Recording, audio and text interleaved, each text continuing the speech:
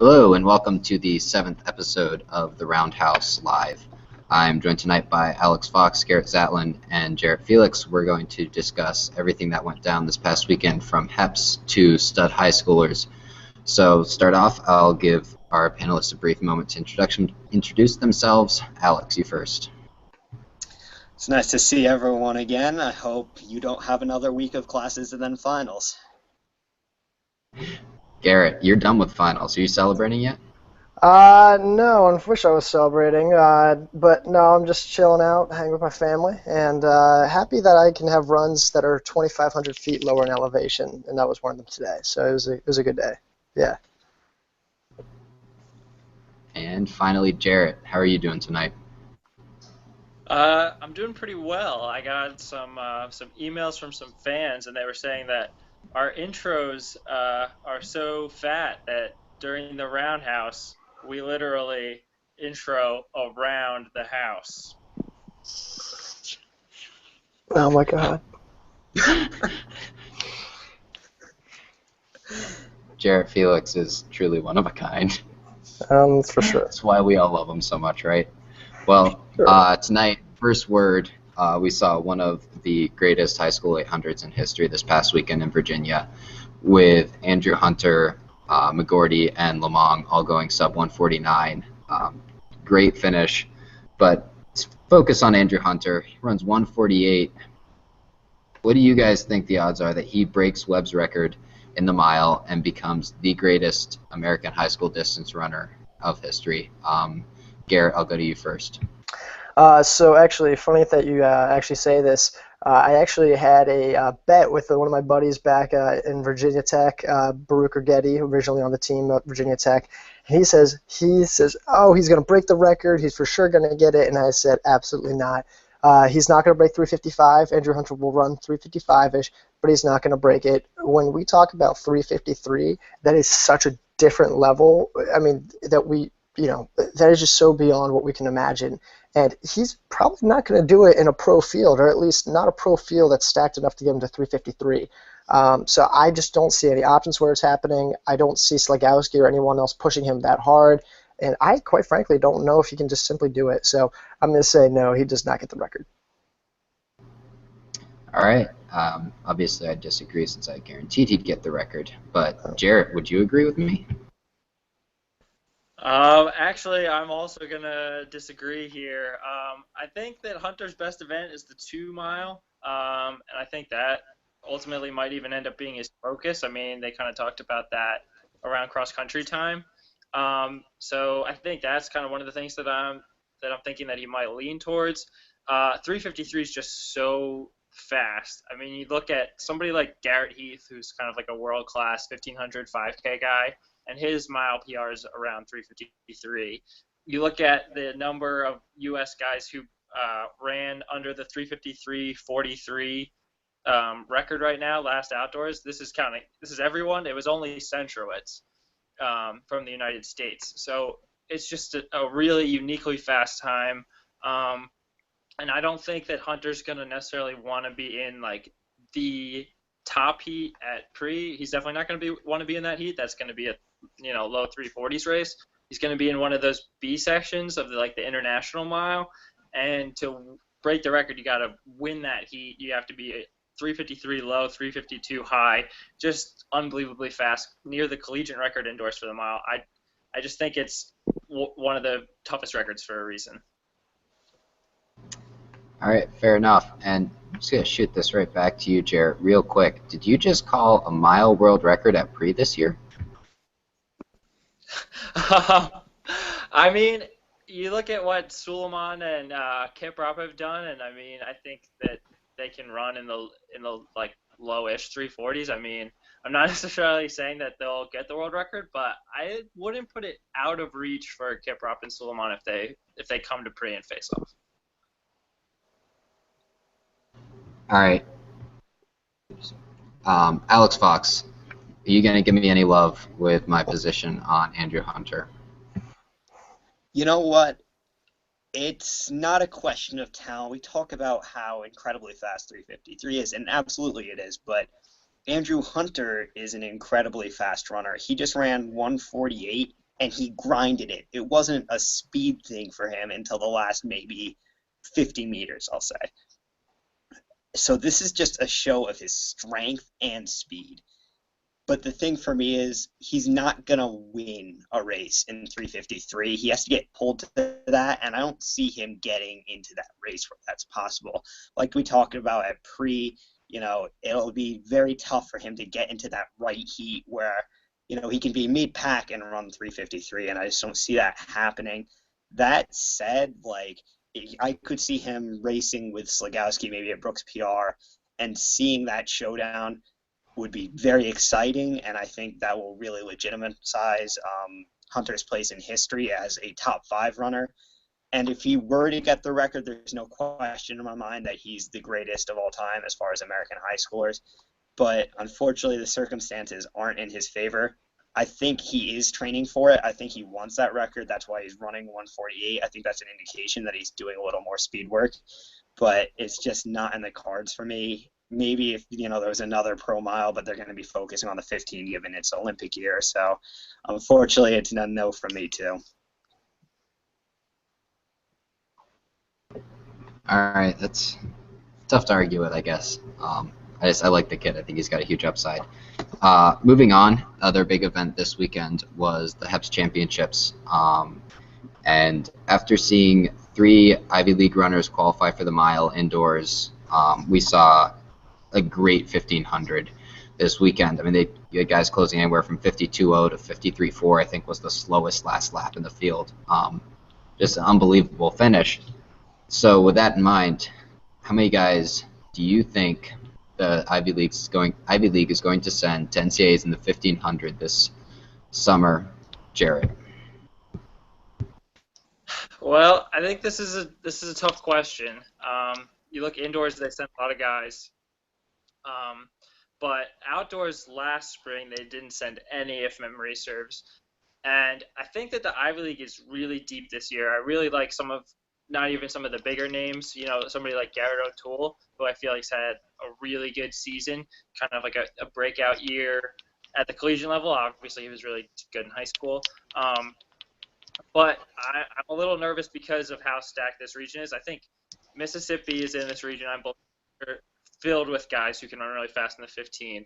Villanova, they're perennial power in this event.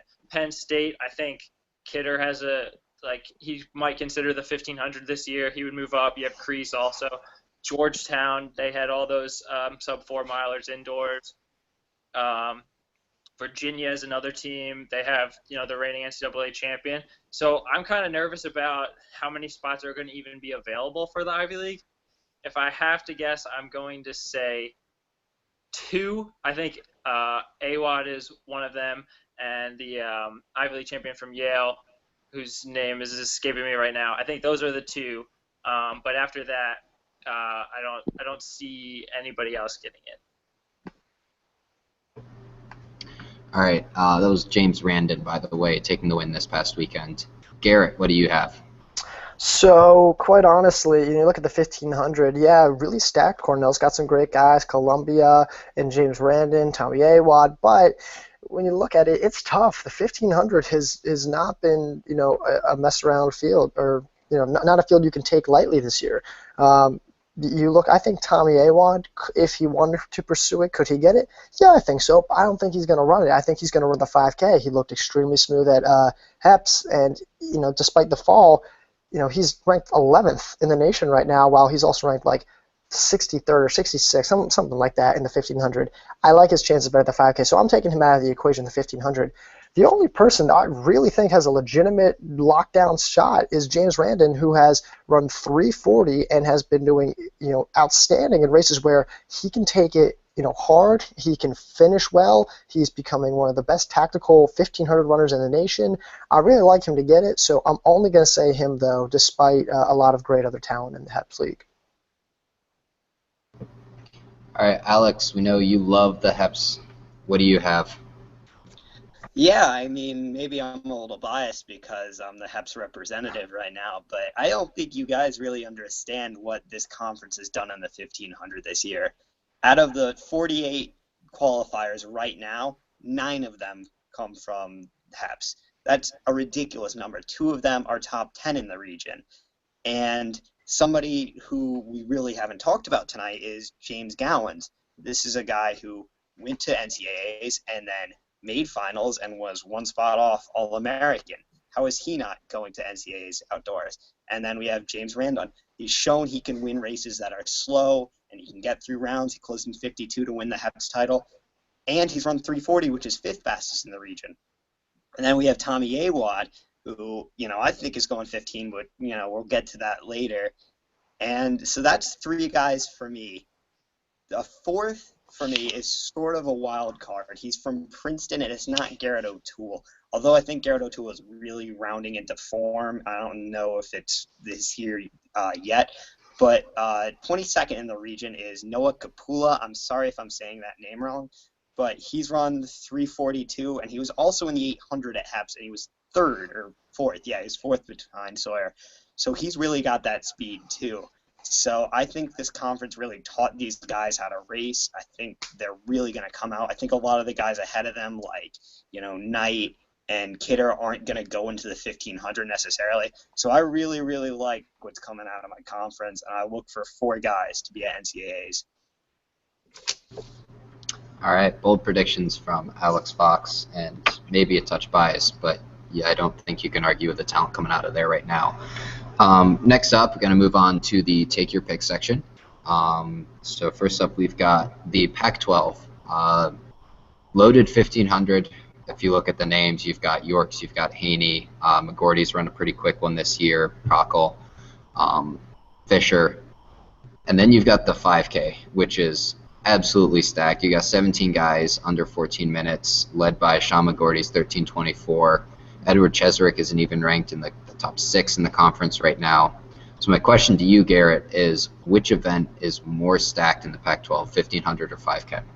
5K, hands down. It's not even close. You look at the numbers, the top 30, you have 10 guys from the from the Pac-12 in the top 30. They make up a third of the top runners in the nation, the top 30, and then you look at the 1,500. They have 4 guys in the top 30. It's like 4 or 5, I think. It's like not even close. Now look, you've got Isaiah Yorks running some of the top tier times. It's really impressive. But when you also have Sean McGordy, on the 5K, it's like apples and oranges. You can't really compare it, and it's just like they're both really impressive. So when you just look at the stack region, also Pierce Murphy, big guy. I really think he's going to do great in the 5K. John Dressel, Cheserek, it's amazing to think he hasn't even broken 1350, while all these guys have. I just don't see how the Pac-12 is more stacked in the 15 than the 5K. So definitely 5K. Alex, which event would you favor? I think it's a lot closer than my good friend Garrett has led on. We have Isaac Yorks, who ran 353 inside. He's run 337 outside. I think he can run faster than that. When he ran 337, he really took control of that race and established himself as one of the best 1,500 runners, if not the best 1,500 runner in the country. And then Blake Haney was 2nd inside in the mile. He was an All-American last year. He's coming back. You have Sam Perkel, who was an All-American inside for the mile. You've got these upcoming talents with Matt Maton and Grant Fisher, but I really think you have to go to the 5K because of depth. Like all the guys that Garrett mentioned, there's just so much there to love, and Sean McGordy ran so fast. He's the national leader. So I give the slight edge to the 5K, but to say that it's not close, I think, is a little, arbitrary. All right. Jarrett, are you going to break the tie? Which side are you falling on? Microphone, Jarrett. Sorry. I think it's the 1500, actually. So I'm in that camp. I think, honestly, that we have Yorks, who might be the best 1,500 runner in the nation. We had a discussion about it already. And Blake Haney was the big name to watch looking at indoors at the mile. I think a lot of people thought that he was the the favorite, or at least one of the favorites. You look at what he did last year outdoors in in front of the Hayward crowd with an unbelievable kick. He rounded into form at the right time when he was still, young and learning a lot. They have another guy on their roster right now who kind of is starting to look eerily similar, with Matten just running his 342 in a victory, and that's kind of a sleeper pick looking ahead. And even Grant Fisher maybe could potentially be someone who ends up like Blake Haney going forward. So, I mean, certainly there's a ton of talent at the top and a ton of young talent at the top, which I know the question wasn't what's more interesting, but it definitely is more interesting to me to look at all the top names in the 15 as opposed to the 5K. All right. Next up, we're going to look at the Ivy League again. Spotlight, rightfully so, on them for a lot of this. They have 5 freshmen in the top 10 in their conference in the 800. Miles Marshall, Alex Sauer, Elias Graka, Sam Ritz, and Josiah Langstaff. Of those 5 guys, which one has the more successful college career, Alex? So I think the easy choice right now would be Miles Marshall. He had this elite high school career, sort of, confused everyone with going to Harvard, but, came back. He was second outside for the 800, but, he was 6th, I think, inside after a fall. I was at that. It was a very exciting race. But I'm actually going to go with Sam Ritz. And the reason being is he's split, 150 a lot. He has that 1500 ability that we saw in high school, and he's coming off injury, and he's still splitting these really fast times. And with college, when you're making that transition, the biggest transition is usually freshman to sophomore year. So that's when your body has that ability to, get used to, college life.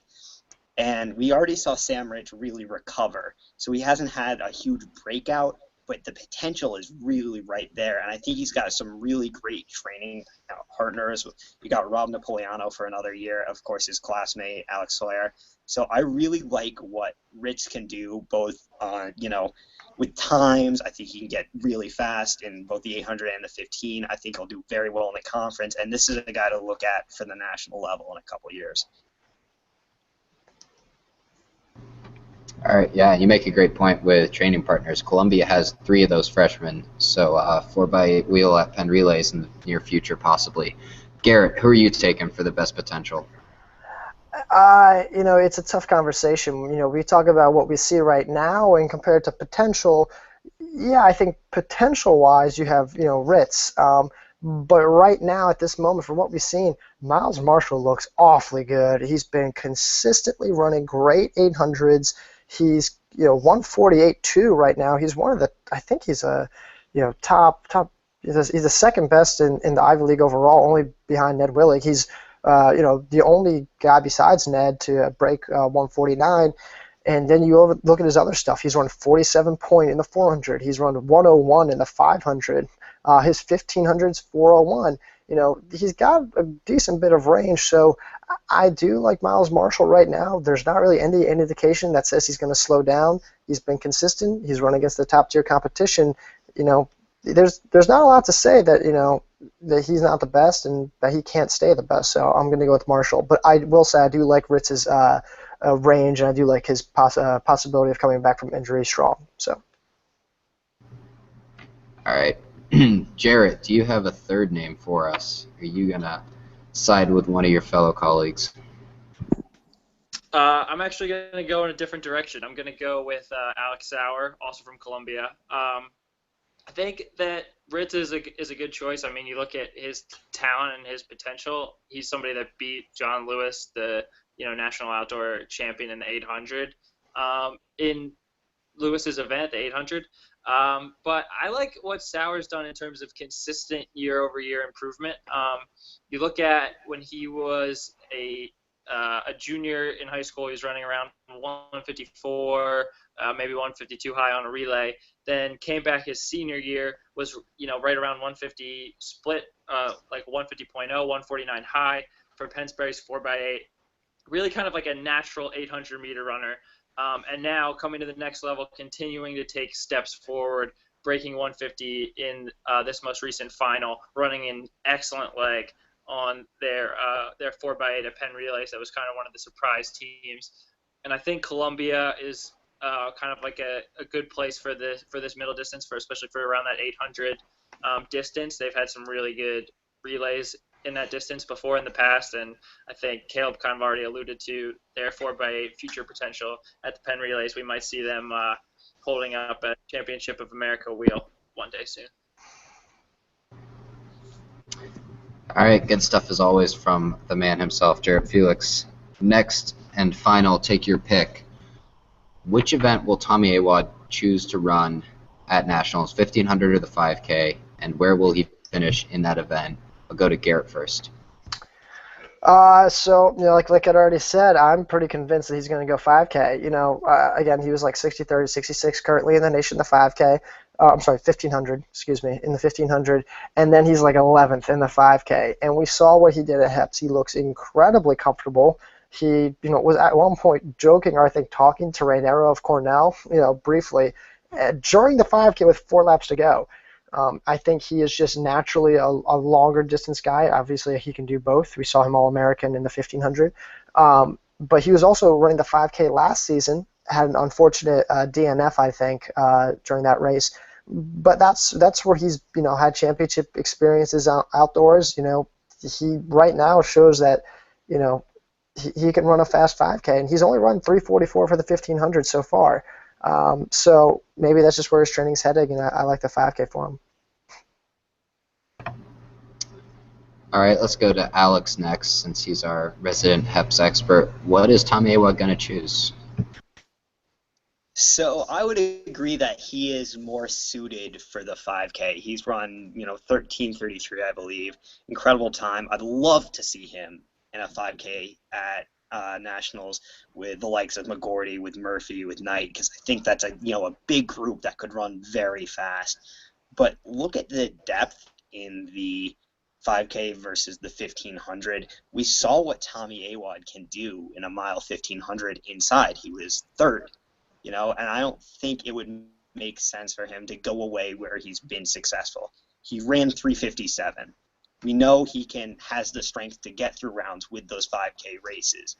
And he is maybe the best closer in the entire country. You watch him during Penn Relays in that DMR and that 4x mile, he closes incredibly hard. And in a slow race like the 1500, if it's slow, I think he has a really good chance to do really well. And I'll say this right now. If he is in the 1500, which I think he will be, I have him third behind Henry Wynn and Isaac Yorks. I think Tom Awad beats Blake Haney outside in the 1500.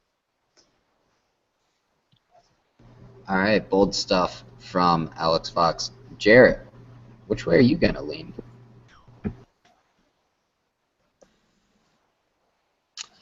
Well, as I kind of alluded to earlier, I'm in the 1500 camp when it comes to Awad.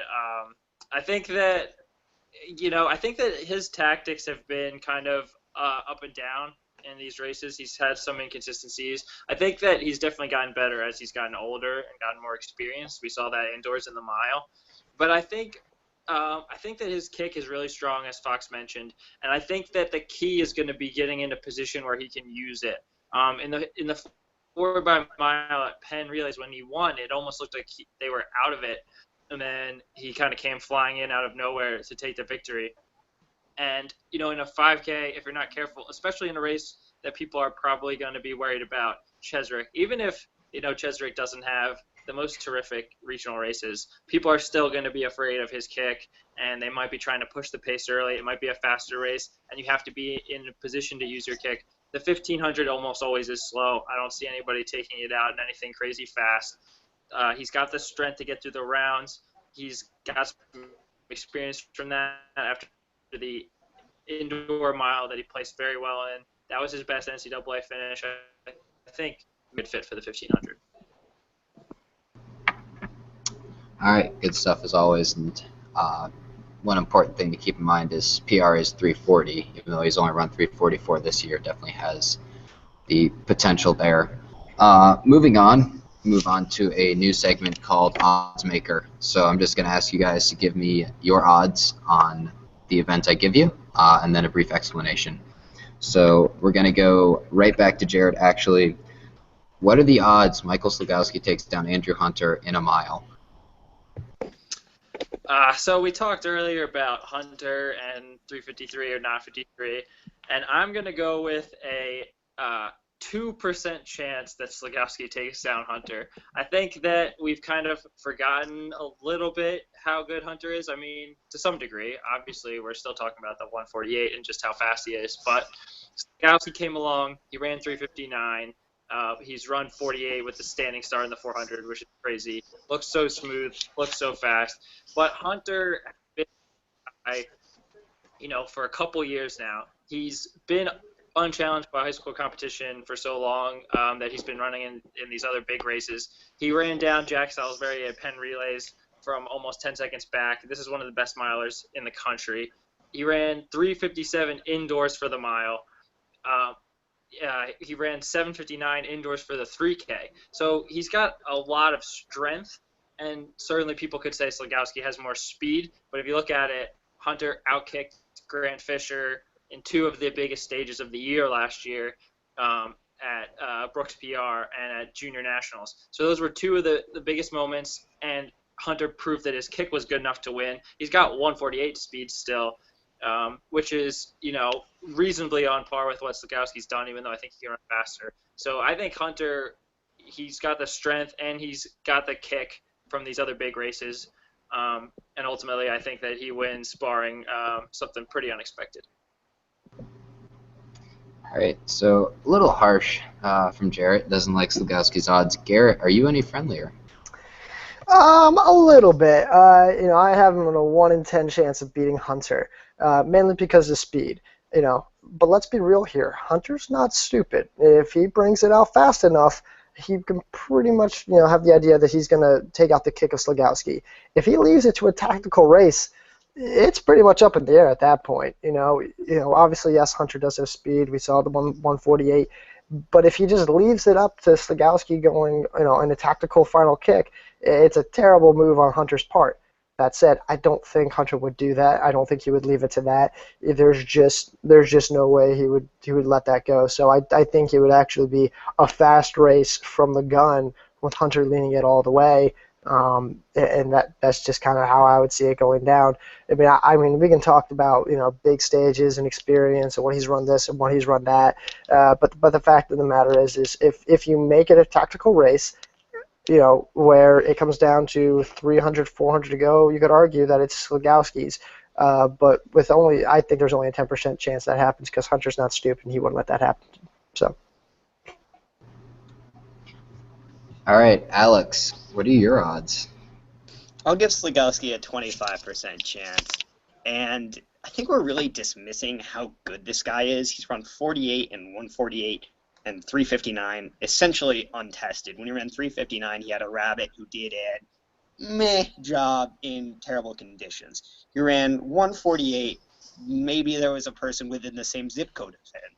He ran 48 out of blocks, and it looked like maybe when I'm kicking the last, part of a 2 mile, that's how good he looked. Actually, I don't look that good when I'm kicking. Maybe when I'm starting a 2 mile, that's how Slugowski looked running a 48. That said, Andrew Hunter has something that almost every high school runner doesn't have, and that's so much poise. When he came back with Jack Salisbury, he was very, very smart about it. And he was smarter than an 18-year-old should be in that situation, So his maturity would allow him to really get into a place where he's in a position to win. I think, a mile isn't this really crazy strength race. I think Hunter is more of a 2 miler and just straight up all out. I might even take Slugowski, but Hunter would put himself in a place, 800 to go. He can start grinding it out, and I don't know if Slugowski could match that. I think Slugowski is more of an 800 guy. Hunter is more of a 3,200 guy. But because Hunter has this big race experience and he's run so many really fast races, he knows what to do, and he would be able to take the win. But we've only seen Slugowski win. We really haven't seen Hunter win that much. in these individual events where he runs 3:57, it's mid-pack, he runs 1:48, he didn't win. He runs 7:59, he wasn't the winner of that race. So dismissing Slagowski at 2%, I think, is a little harsh. But Hunter is one of the best we've ever seen. All right, fair points all around. Our last odds maker question: we saw Edward Cheserek get outkicked in the last 100 again this weekend. Is this a major concern, and what are the odds we see this happen to him at NCAAs this year, Jarrett? Well, I think that now this is kind of starting to get to be a trend, which is a little worrisome. You look at what Cheserek's done this outdoor season, and there's really not much. 2 of the biggest races on his home track, and this was a 3K, and he lost to a guy from Lewis and Clark, and somebody that nobody's probably really heard of outside of maybe the deepest of track followers from the NAIA. So I think Cheserek's in real trouble. I guess I would say that the odds are maybe 50% right now. I'm not going to go overboard about it, but he's still the defending national champion in a variety of events. We still saw what he did indoors, but maybe that was too much indoors. Maybe that double kind of ended up leading to an injury, a little bit of over racing in the big moments, and now we'll see. Come outdoors, they're definitely being cautious about him with him, considering how little he's raced. Maybe that's just being extra precautionary, or maybe there's something more serious. Kind of a lot like my boy Steph Curry right now. I'm nervous for both of them. All right, Alex, what are the odds?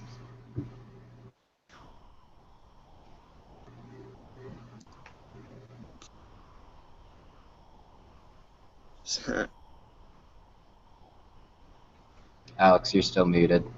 Fox. Sorry about that. Can you hear me? Yeah. Perfect. I'm going to put this at 65%. And the reason being is Ches sort of lives by his own rules. I think starting inside, he ran that 5K, won. And then he came back for the Mile de Demar, great race. And then the next day, Oregon has this title locked up. His coach tells him, don't race. He runs anyway, he wins. Wasn't necessary. Then we see for the start of outdoors, maybe he's a little nicked up from running 3 incredible races in 2 days. Coach tells him, don't race. He runs anyway, he ends up losing, and he's hurt. And now he's coming back, and this is a guy who makes his money in the last 200 meters. Almost every national title he's won in that last lap. And now he doesn't seem to have it because I don't think he's giving himself a chance to recover because he's not listening to his coaches.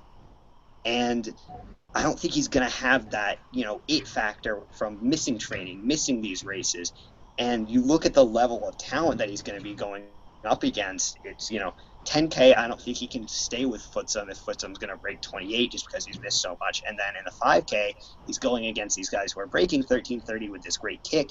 And I don't think he's in that, 13:20 shape he was in freshman year because he's had to have missed so much training. And just one more thing to keep in mind is we've seen this before. He lost in the last stretch to Lale Lang. Granted, I don't think Sean McGorty is the same level as Lale Lang, but I don't think Edward Cheserek is the Edward Cheserek of, 2014. All right, Garrett, what are your odds? I'm so conflicted. He's proven me wrong on so many things, but it's concerning, You got Corey Gilbert of Washington, outkicked him. He was supposed to run at PJ, didn't run because he was hurt. Some essentially no-name guy, and that's not an insult. That's just the fact no one really knew who he was. Comes out of nowhere and beats him on a final kick. And Cheserek looked depleted, and it's just not a good sign. That said, this is Edward Cheserek we're talking about. This is the king of the NCAA, arguably, in my opinion, the best runner to ever come out of the NCAA system. I give it 50-50. come championship season, you know, he's got another what? He's got another 3 weeks maybe? You know, he's got some time to at least develop something. That said, the other 50% goes to the fact that Thomas Curtin's in this race. Footsum Z is in this race. There are going to be a lot of guys in that 5K, Sean McGorty, that are simply just going to be dragging out that pace. And, you know, we've already seen the guy doesn't have much of a kick after a fast enough race. You know, there's a very good chance that we don't see Ches outkick someone. That said, there's still some time for him to develop, and again, he's one of the best we've ever seen. I mean, what's the thought of Ches being outkicked by not one, not two, but maybe 4 or 5 guys? It's really tough. So I just put myself at 50-50, mainly because I really don't think anyone here has a solid idea of what we can expect from him come 3 weeks. So. All right. Full disclosure, got to give the edge to Jarrett there for the Steph Curry reference. But love that guy. Final question of the night. Just going to ask for a name and then a quick 2 to 3 sentences on why. So we've got all these rumors going around right now that there's potentially some type of track league starting up. If you were a CEO of one of these teams, who would your first pick be for the top American distance runner? Jarrett. So this is a tough question because, you know, if you're a CEO of a team, then you want to make sure that you get somebody who can represent your franchise. And personally, I think that I would go with Matt Centrowitz as my pick. Not only is he one of the best, most consistent championship racers, most polished championship racers, he's also kind of a fun guy, I think. He's not afraid to embrace kind of social media. He has some celebrations that he does after some races, which I think kind of makes him more fun, more interesting. I think also he's got great range. He could run a variety of distance events depending on what it calls for. Maybe even find a way to get him on, you know, like if you need to run a 4x8 or a 4x4 even, you know, depending on how many guys you have on your roster. He can do it all, and I think he'd be fun to have on the team. That was way more than 3 sentences. Yes, it was. Docking points, farther you got into that. All right, Alex Fox, who's your first pick? I know Centro would be the easy pick. He's the most talented American runner, but I'm thinking about competition. I think who's getting me points? Oh, we have 3 sentences. Evan Yeager. Nobody's beating him in steeple. He ran 3:32 in the 15. He can compete there. It's the logical pick. It's the pragmatic pick. I'm a man for the numbers. Fox goes to the numbers, and Jarrett goes to the heart. What is going on? Garrett, give me something that sounds reasonable. Well, I go by championships, and that is why I would pick Edward Cheserek. When Edward Cheserek goes pro, he will leave the NCAA as the best NCAA runner ever, and maybe for in our lifetime. And he has the range, the best range out of everyone. And he's just a Nike, he's just a Nike advertiser's dream. How could you not love that? Edward Cheserek, the best guy we'll ever see in the NCAA, period. All right, good points all around. The win for the night is going to go to Alex Fox. You were solid all the way through, man. You get the final rant. Give it to us. First, I'd like to thank everybody who tunes into this. I think it's really fun for us. This is something we just do because we like to talk about track. But I'm actually going to give some love to my D3 homies. We got Jared Flank winning a Centennial Conference title by 15 seconds. This is a guy who did not run steeplechase in high school. It's a great friend of mine. And then how about Anthony Calantoni? He beats Charlie Marquardt in the 800. Charlie Marquardt is, maybe one of the best Division III runners of all time. This kid just goes down and he wins. Great story. I love my friends from Muhlenberg. If you're watching, miss you guys. I'll see some of you over the summer. Just a quick update. Hold on, one sec before we leave. Jonah Hoey runs 4:45 and 2:10 at the Middle School League Championships. Update there. You heard it here first. Ooh, another Hoey on the rise. And with that, we are out. Tune in next time, guys.